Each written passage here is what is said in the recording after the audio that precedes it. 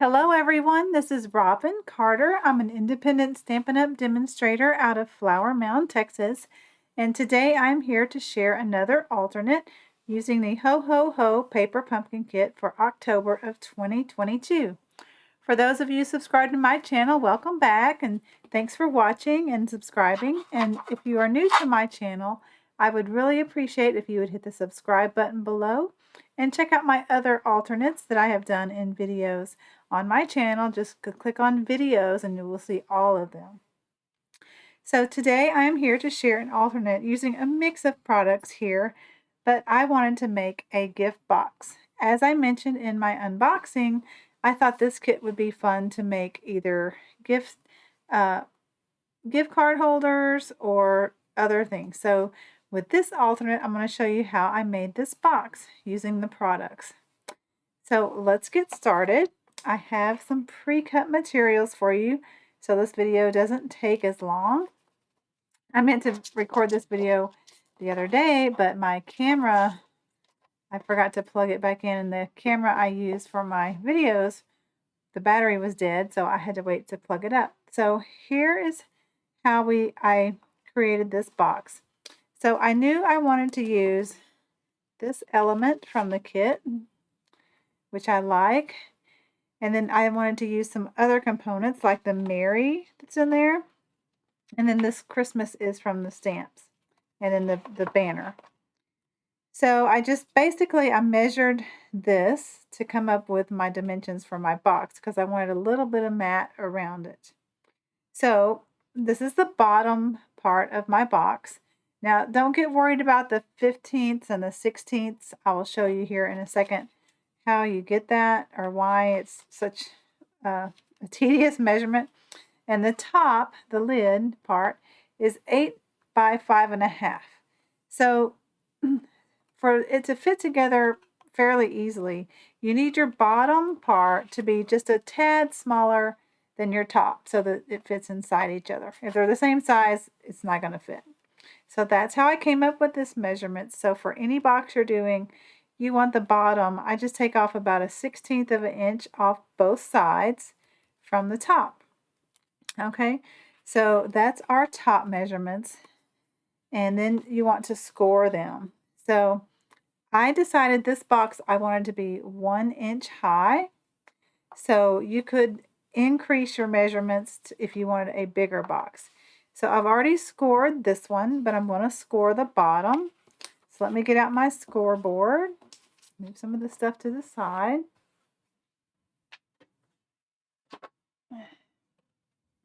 And the best way, rather than trying to measure out each side, is I just turn it, or I just flip my paper. I'm not in the, I got to zoom out some. Okay, so I'm just going to do 1 inch, and I like to use the little end of the stylus. Okay, and I'm going to flip it. If you're using your Stampin' trimmer, you can do the same thing. Just do the 1 inch mark all the way around and just turn it. That way you don't have to worry about the measurements. Okay, so I've got a good score in my cardstock.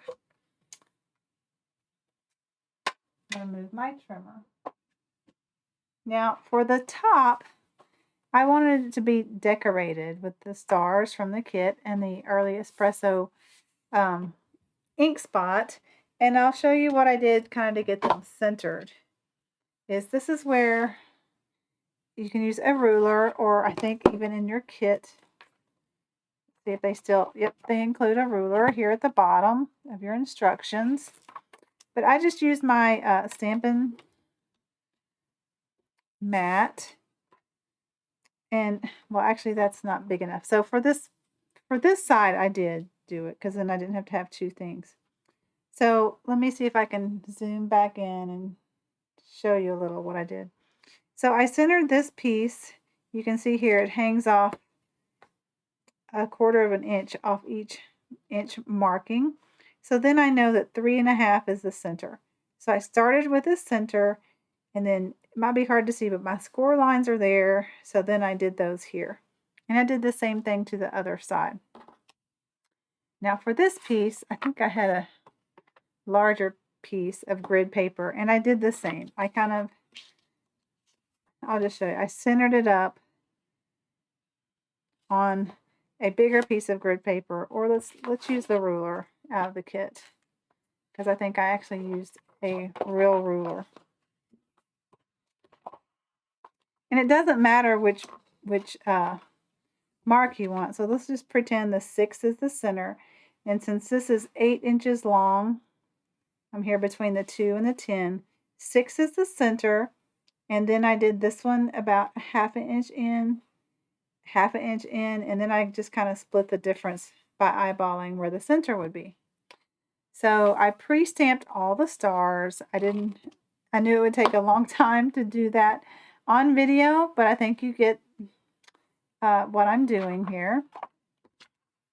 And this is optional. You don't have to decorate your bottom part. If you wanted a quicker decoration, you could take one of your fine striped crumb cake envelopes. And how I would do this is I would cut it here at the score line, or at the fold line. And then you have a full piece that would fit there. You would just need to cut those 3/4 of an inch if you wanted a border, since this is 1 inch. So I would do both of those and then do the side parts, which I would probably use this part of the envelope for the side if I was decorating this part. Okay, because you would cut those off and use that. Okay, that's the details that take a while to explain. So now I'm going to get to assembling my box. So to assemble your box, the first thing you want to do is fold on those score lines and really give it a good burnish. Okay? Don't know what that is on my desk. Okay, so give it a good burnish on all 4 sides.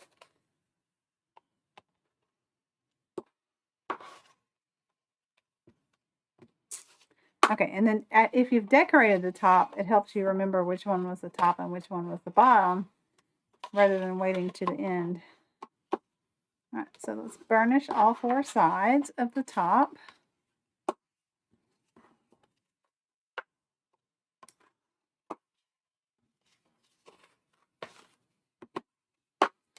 Okay, so now that they're burnished, you want to take your paper snips and you're going to want to cut into the side like this. And then you're going to want to take a little notch off the inside and the outside. And this will just help you fold your box easier. So do that to all 4 corners.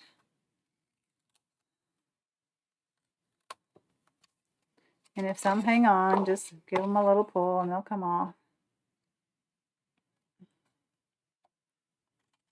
I really like the snips for this. They have a very, very fine point. Okay,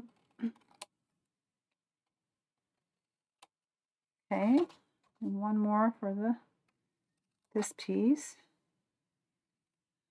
There's no exact measurement, just something for when you go to fold it. It will be easier. Do the bottom of the box. I find it easier to do it from this side because I can see the score line easier.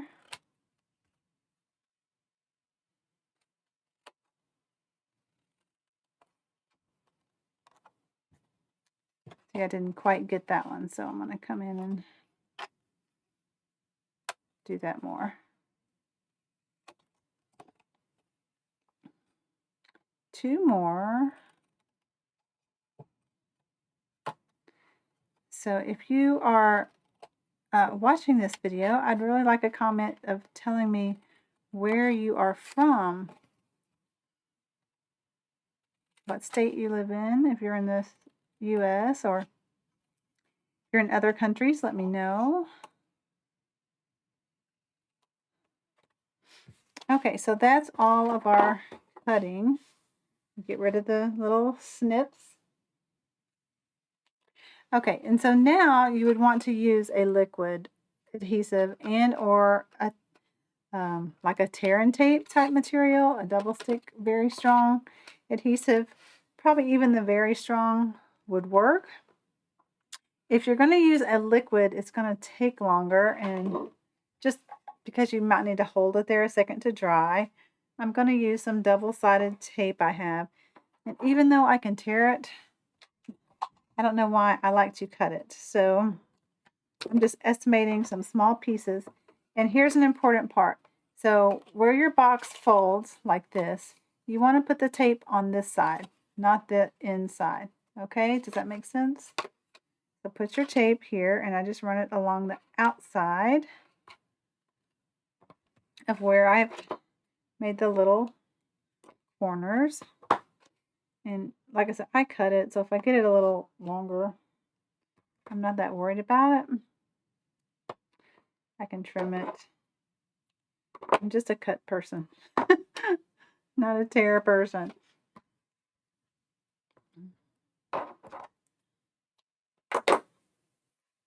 Okay, so that's the bottom with 4 things taped, and this one was a little long, so I'm just going to trim it. This is just some scissors I have that have a non-stick on them, and I like to cut my tape with it.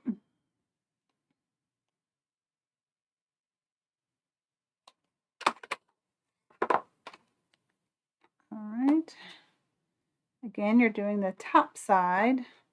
I like to call the top side, not the inside. 4 little strips of tape.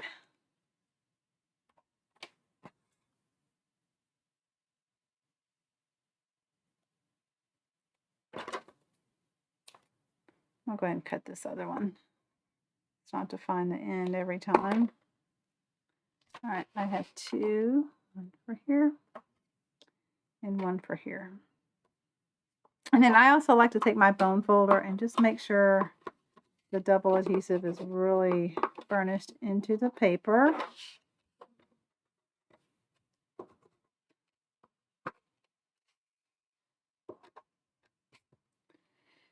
Okay, so now you're going to want to make your box. And I have a little bit of glue there I need to get rid of, or it's going to stick to everything. Okay, so remove your adhesive like that, and then you're going to tuck this in and bring this to the corner. Okay, and once you have it, press it. So we're going to do that all around each corner. It goes inside. Bring this corner up to the corner. For these last 2, you may want to go ahead and kind of stick it on the inside of the box.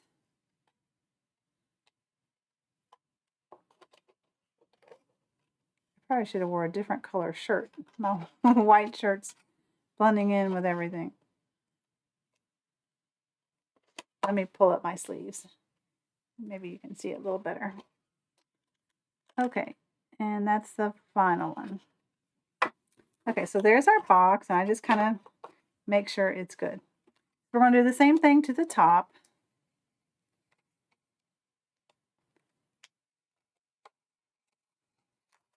Line it up.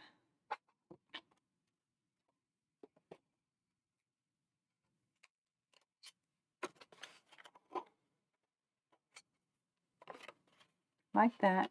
And like I said, I do recommend you decorate your box before you put it together if you're going to add stamping or envelope to it. And I've got a little snip hanging off there. I'm just going to trim that off.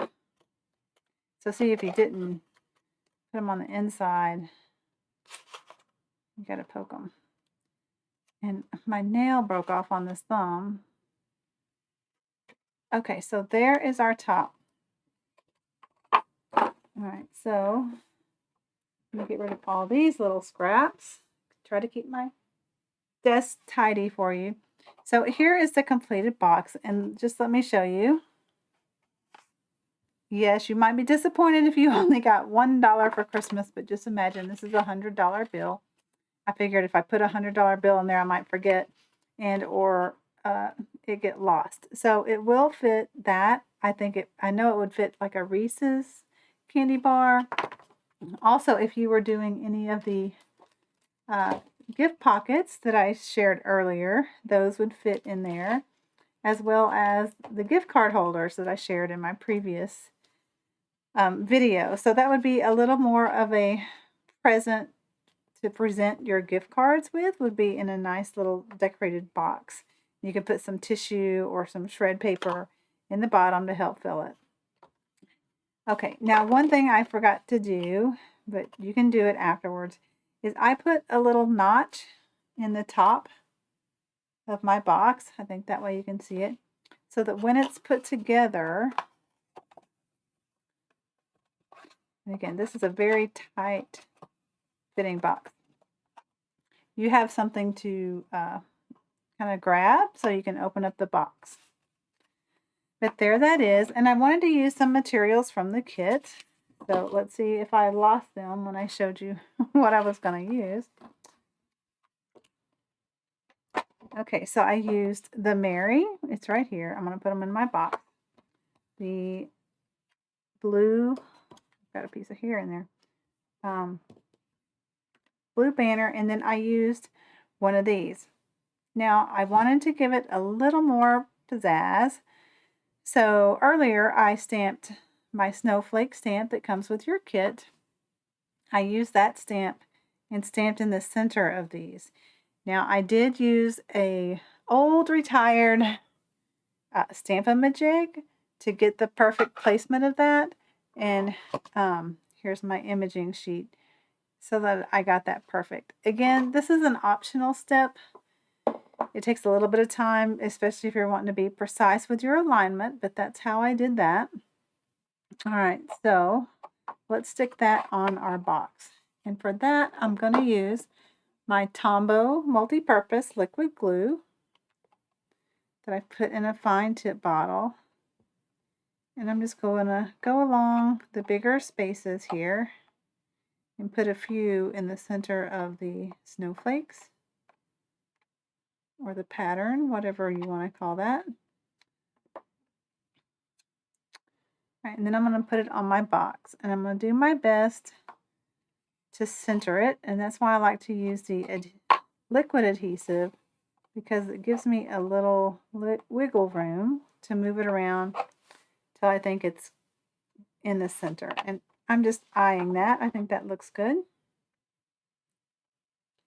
Okay, and then we have our Mary and the banner. And so I'm going to use the same multi-purpose liquid glue to glue my Mary to the banner.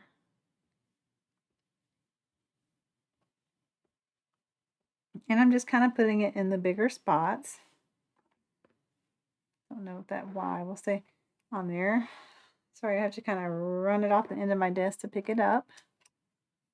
And then same thing, I'm going to kind of center that.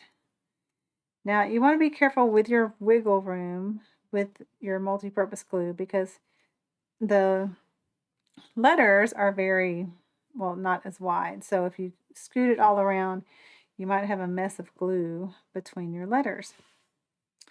Okay, and then this time I thought I would do a Cherry Cobbler Christmas, and this is a stamp that's in your kit. So I think we have banners for this, but I just stamped this on a piece of scrap paper, and then I trimmed it up to have whatever kind of border you want. So I'm going to put both of these on the box with dimensionals. So,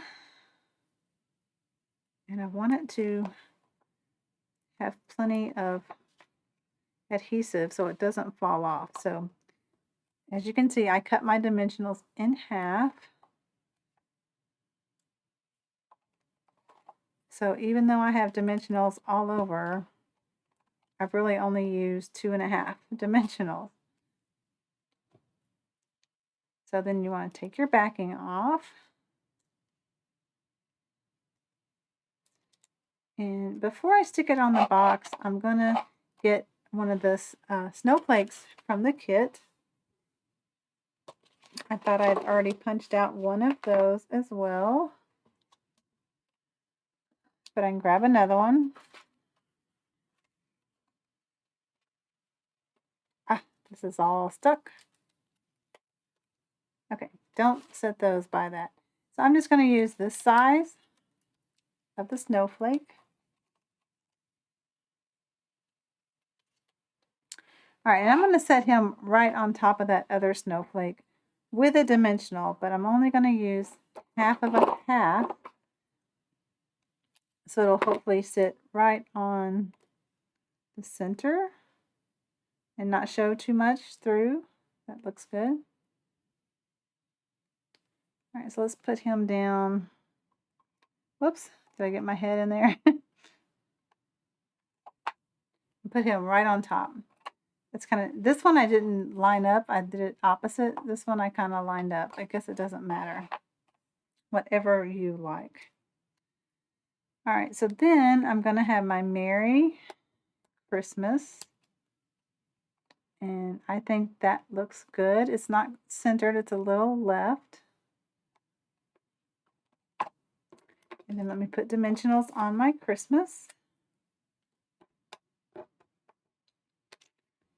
I was just checking to see if I was still in camera view.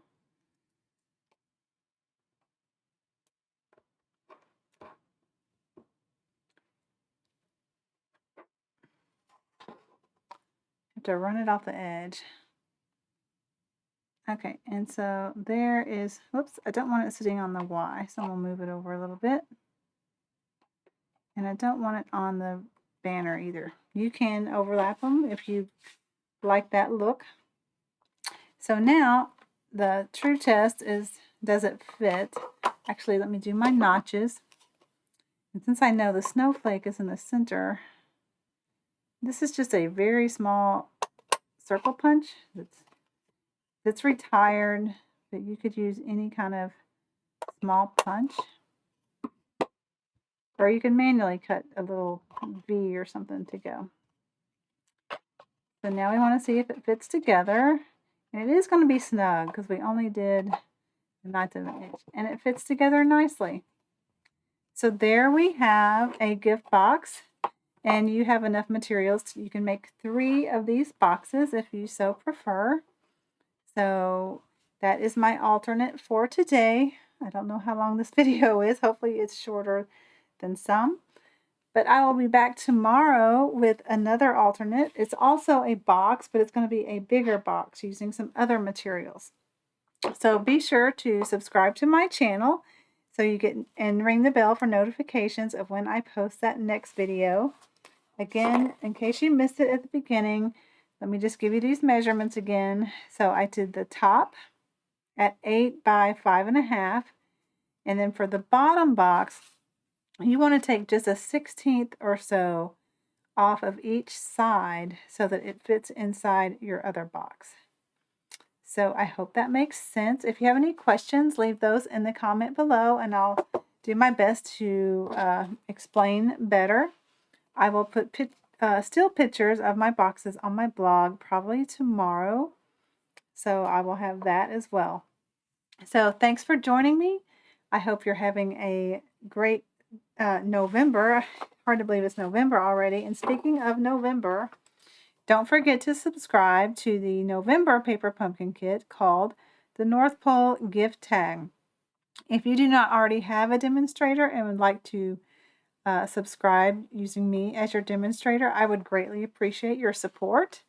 And all of my paper pumpkin subscribers receive a sleeve to store their stamp sets in so they can use them over and over for years to come on other projects, and also a 1-inch square of the coordinating cardstock for your ink spot so that you can store them upside down, which I think keeps the ink on the top of the pad so it inks up better. So that's what I have for you today. Again, thanks for joining me. Have a great afternoon or evening whenever you're watching this, and give me a thumbs up if you like this project.